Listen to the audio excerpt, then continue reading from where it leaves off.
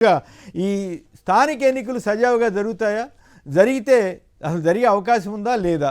జరిగితే పాత ఓటర్ల జాబితానా కొత్త ఓటర్ల జాబితానా? రెండు ఫ్రీ అండ్ ఫెయిర్గా జరిగితే గెలిపేవారిది. మొన్న ఆత్మసాక్షి వాళ్ళ సర్వే కూడా ఒకటి వచ్చిన నేపథ్యంలో సహజంగానే కూటమిలో ఆందోళన ఉంటుంది కదా. ముందుగా తిలక్ గారు. గారు, స్థానిక సంస్థల ఎన్నికలకు సంబంధించి జగన్మోహన్ రెడ్డి గారు ఎక్స్ప్రెస్ చేసినటువంటి అభిప్రాయం, డౌట్స్ ఫెయిర్ గా జరుగుతాయా అనేది నాకు డౌట్. కారణం ఏంటంటే ఆయన ఇప్పటికే రెండు రకాలుగా ఆయన ఆయన ఆయన వైఖరి బయటకు వచ్చింది. ఒకటి 34% బీసీలకు రిజర్వేషన్ అనేది, కులగణన జరగకుండా బీసీలకు రిజర్వేషన్ సాధ్యమా? ఇది కోర్టులో నిలబడుతుంది. పైగా ఆయన కోర్టుకు వెళ్తే ఇది ద్రోహమే అని చెప్పేసి అన్నాడు. కోర్టుకు వెళితే ద్రోహం అన్నప్పుడు కోర్టుకి అసలు నువ్వు అడ్డగోలుగా చేసి కోర్టుకు ఎలా వెళ్తావు? నీ పార్టీలో 34% ఇవ్వు, ఆ డెసిషన్ అనౌన్స్ చేయి. ప్రభుత్వంలో సాధ్యం కానప్పుడు అది చేయకుండా కోర్టుకు వెళ్లే అవకాశాన్ని ఇవ్వటం వల్ల ఈ ఎన్నికలు జరుగుతాయా అనేది ఒక డౌట్ ఉంది. అది కోర్టు ఏం చేస్తుందనేది చెప్పాలి. రెండు, నేను కేబినెట్ లో కూడా చర్చించారు వీళ్ళు. జగన్మోహన్ రెడ్డి గారు చెప్పారు. ఆయన చెప్పింది ఏంటంటే, జగన్మోహన్ రెడ్డి గారు ఈ సర్ అనే ప్రోగ్రాం ఓటర్ల రివిజన్ జరిగింది, ఆ రివిజన్ లో దాదాపు 40 లక్షల ఓట్లు తీసేస్తున్నారు అనేది బయటకు వచ్చింది. అఫిషియల్ గా అనౌన్స్ చేశారు. చేసినప్పుడు ఈ ఓట్లు తీసేసిన ఈ సర్ ప్రోగ్రామ్ లో రివిజన్ జరిగినటువంటి ఓటర్ లిస్టు ప్రకారం కాకుండా, సర్ ప్రోగ్రాం ప్రారంభం కాకముందు ఏ ఓటర్ లిస్టులు అయితే ఉన్నాయో, ఏ ఓట్లు అయితే ఉన్నాయో ఈ 40 లక్షలతో కలిపి వాటితో ఈ స్థానిక సంస్థల ఎన్నికలు జరపాలి అనేది తెలుగుదేశం పార్టీ అభిప్రాయంగా కనిపిస్తోంది. సో ఇది కుట్ర. 40 లక్షల ఓట్లు చనిపోయిన వాళ్ళు కానీ, ట్రాన్స్ఫర్ అయిన వాళ్ళు కానీ, లేదా దొంగ ఓట్లు కానీ, డబుల్ ఓట్లు కానీ, ఇన్ని రకాలుగా ఉన్నప్పుడు వాటితో ఎన్నికలు జరపాలని ఆలోచన చేయటం అంటే అది కుట్రగా మరి ఏమవుతుంది?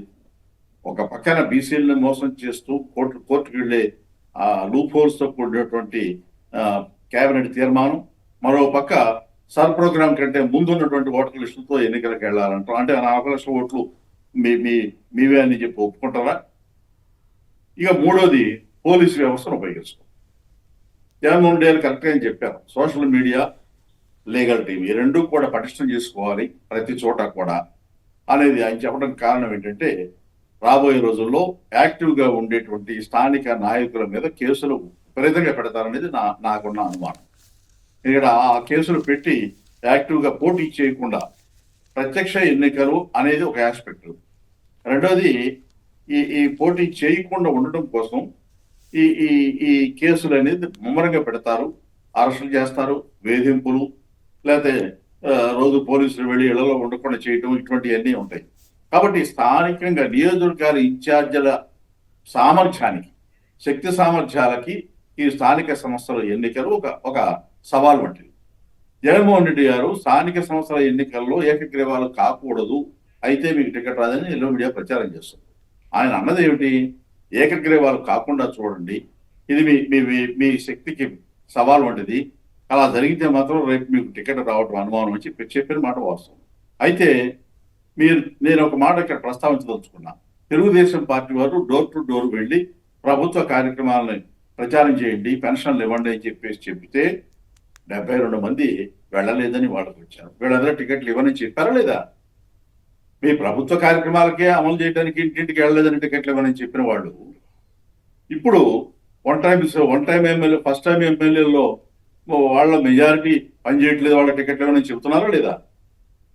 మీరు ఒక పక్కన చెబుతూ సింగిల్ పార్టీగా మొత్తం అన్ని నియోజకవర్గాలు, అన్ని స్థానాల్లో పోటీ చేస్తామని చెబుతున్న వైఎస్ఆర్ కాంగ్రెస్ పార్టీతో మీకు అసలు ఎక్కడ పోల్చుకుంటారు? మీరు ఆ పార్టీతో మీరు పోల్చుకుంటారా? 3 పార్టీలు తన్నుకుంటున్నారు. ఇప్పుడు లేటెస్ట్ గా నిన్న లోకేష్ గారు ఏం చెప్పారు? ఉమ్మడి పోటీ అనేది అవసరం, దానికి మనం పొత్తు కనుక సక్రమంగా లేకపోతే దెబ్బతింటామని చెప్పుకొస్తున్నారు కదా. మీ పరిస్థితి ఒకే పార్టీగా ముందుకెళ్ళడానికి సిద్ధమై ధైర్యంగా అడుగులు వేస్తూ కార్యకర్తలకి, నాయకులకి దిశానిర్దేశం చేయడం తప్ప మీరు చెబుతూనే కరెక్టా?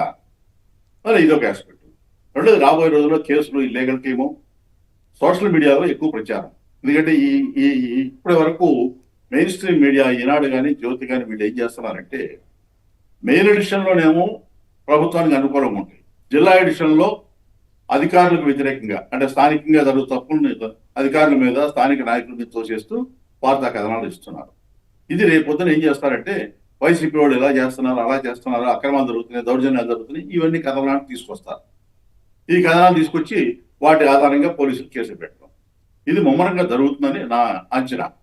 కాబట్టి ఎక్కడెక్కడ నిలబడి కలబడితేనే స్థానికంగా నియోజకవర్గ స్థాయిలో నాయకులు నిలబడగలుగుతారు. అదే ఆయన చెప్పిన, జగన్మోహన్ రెడ్డి గారు చెప్పిన మాట. అలా నిలబడగలిగితేనే ఎమ్మెల్యేగా పోటీ చేయగలుగుతారు.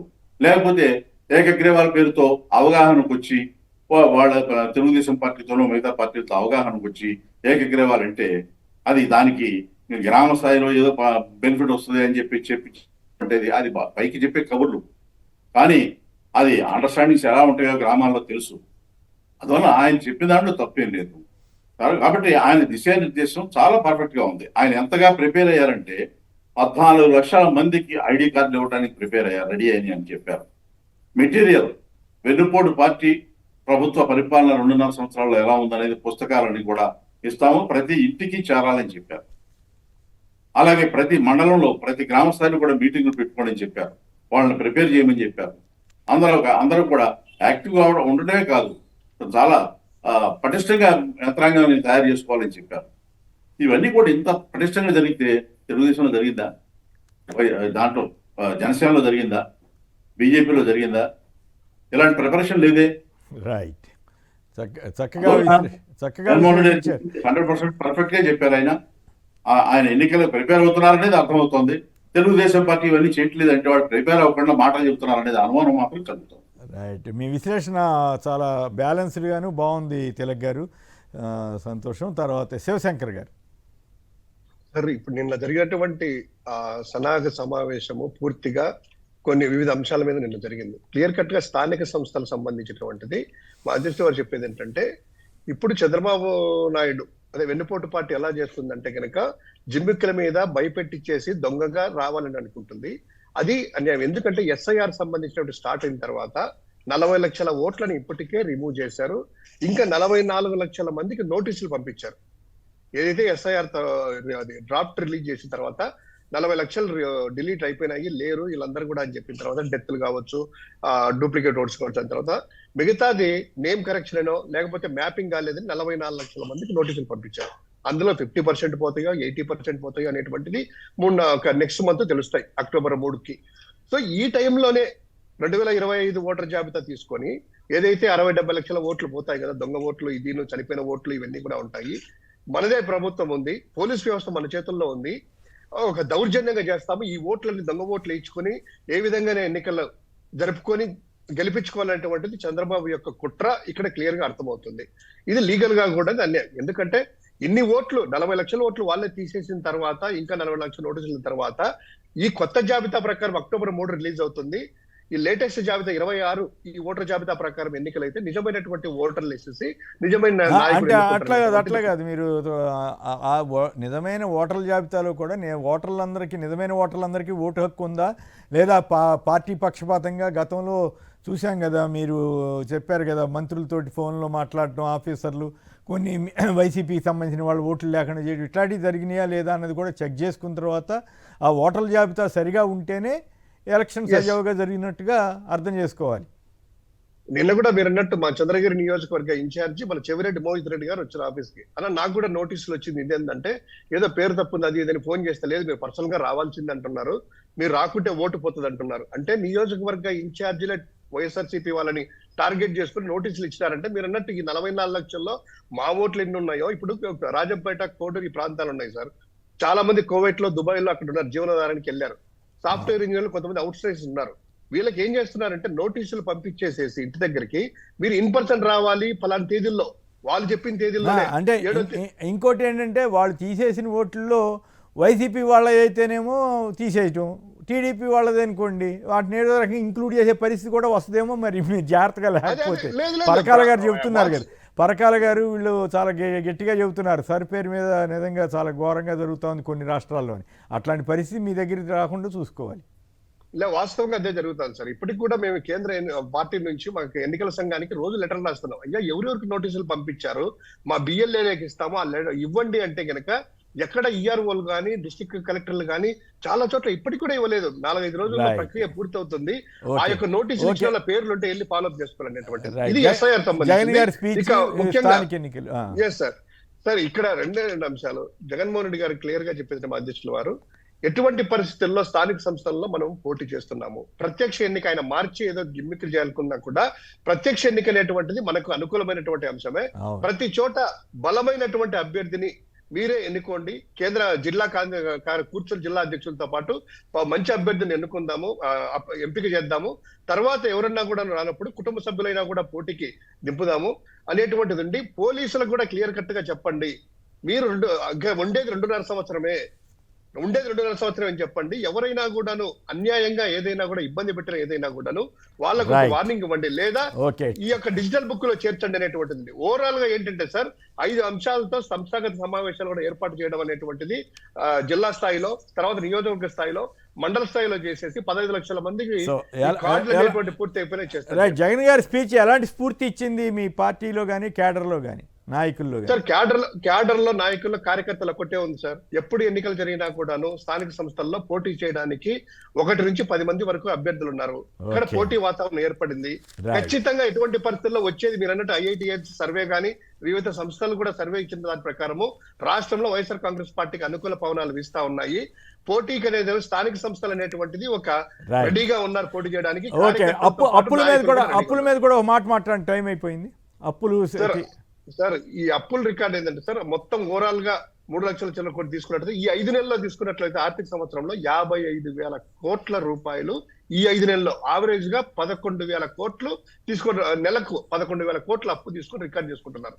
ఇంకోటి మిగతా రాష్ట్రాలు ఏ రాష్ట్రం తీసుకున్నా సార్, ఈవెన్ గుజరాత్ అందుకు 11,000 కోట్ల అప్పు చేస్తే, ఒడిశా పక్కనుండేటువంటిది 336 కోట్ల అప్పు చేస్తే, ఈ 5 నెలల్లో 55,000 కోట్ల రూపాయలు ఆంధ్రప్రదేశ్ అప్పు చేసింది ఈ 5 నెలల్లో.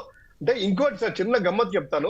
లాస్ట్ వీక్ బాంబేలో ఒకటి అసోచామ్ అనేటువంటి వాళ్ళు ఈ మైనింగ్ శాఖకు అవార్డు ఇచ్చారంట. ఎందుకు ఇచ్చారు అవార్డు అనేటువంటిది ఈనాడు చూస్తే ఈ దీంట్లో 9,000 కోట్ల రూపాయలు లోన్ తెచ్చేందుకు ఇన్ఫ్లూయెన్స్ చేసిందంట ప్రభుత్వానికి. దాని గురించి అప్పులు ఎక్కువ చేసింది కాబట్టి అవార్డు ఇచ్చారంట. ఇది వాస్తవం సార్. 9,000 కోట్లు ఇన్ఫ్లూయెన్స్ చేసినందుకు మైనింగ్ శాఖకి, ఎందుకంటే రాష్ట్ర ప్రభుత్వానికి 9,000 కోట్లు అప్పు ఇచ్చినందుకు. అంటే దీని ప్రకారం ఏమైందంటే రాష్ట్ర ప్రభుత్వానికి కూడాను రిజర్వ్ బ్యాంక్ నాకు తెలిసి ఏదో ఒక రోజు ఈ అవార్డు అనేది ఇస్తుంది. అత్యధిక అప్పులు చేసినటువంటి రాష్ట్రం ఆంధ్రప్రదేశ్ అవార్డు రాబోతుంది అనేటువంటి. తెలంగాణ గారి అప్పుల మీద కామెంట్ ఏంటి? నిజంగానే అప్పుడు శ్రీలంక అన్నారు కానీ ఇప్పుడు అవుతోందంటూ సోషల్ మీడియాలో వ్యాఖ్యలు వస్తున్నాయి. మీరు ఎస్ అంటారా, నో అంటారా? శ్రీలంక అనేది చిన్న మాట అండి. రాష్ట్రం దివాళా స్థితికి వెళ్ళిపోతుంది. రిజర్వ్ బ్యాంకు, కేంద్ర ప్రభుత్వాలు, ఆర్థిక నిష్ణాతులు ఎన్ని మాటలు చెప్పినా చంద్రబాబు నాయుడు గారు అప్పులు మాత్రం ఆపటం లేదు. ఆదాయం పడిపోతుంది, ఖర్చులు పెరిగిపోతున్నాయి. వీటన్నింటినీ కూడా గమనిస్తే ఆంధ్రప్రదేశ్ దివాళా దారిలో పెడుతోంది. రాబోయే రోజుల్లో చాలా ప్రమాదకరమైన పరిస్థితులు, ప్రజల ఆదాయం పెరగలేదు. ఎల్లో మీడియా చూస్తే అంత పచ్చగా సస్యశ్యామలగా ఉన్నట్లు అసలు ఏం ప్రాబ్లమ్సే లేనట్లుగా కథనాలు ఇస్తున్నాయి. జనం దాన్ని నమ్మరా మరి? ఎల్లో మీడియాను చూస్తే దేశంలో మోడీ గారి కంటే చాలా గొప్పగా పరిపాలిస్తున్నాడు, చాలా గొప్పగా అభివృద్ధి జరుగుతుందని ప్రచారం జరుగుతుందండి. అది నమ్మితే మనకేం ప్రమాదం లేదు. చంద్రబాబు నాయుడు గారు నిండా ముందుతారు, అందులో సందేహం లేదు. రైట్ సార్ ఇంకోటి చిన్నది సార్, మనము ఈ అప్పులు తెచ్చిందే మాట్లాడుతున్నాం కానీ తెచ్చిన అప్పు సంక్షేమ పథకాలు పెట్టట్లేదు, అభివృద్ధి ఎలా పోతుంది అనేటువంటిది మెయిన్ సార్. ఇక్కడ అప్పులు తీసేసి మొబిలైజేషన్ అడ్వాన్స్ తీసుకొని అమరావతి ఆ పేరు చెప్పి దోచుకుంటారు. సంక్షేమ పథకాలు అమలు చేయలేదు, అభివృద్ధి లేదు, ప్రజలకు పంచలేదు. అంటే శ్వేతపత్రం వాటి మీద ఇవ్వాలి, మేము అప్పు తీసుకొచ్చాం, ఈ రకంగా ఖర్చు పెట్టామని అది చెప్పట్లేదు. అది చెప్పకుండా ఏదో చెప్పేసి కథ నడుపుతా ఉన్నారు. అది ప్రమాదకరమైన ధోరణికి వెళ్తుందా ఏమిటనే దాని మీద చూడాలి. రైట్.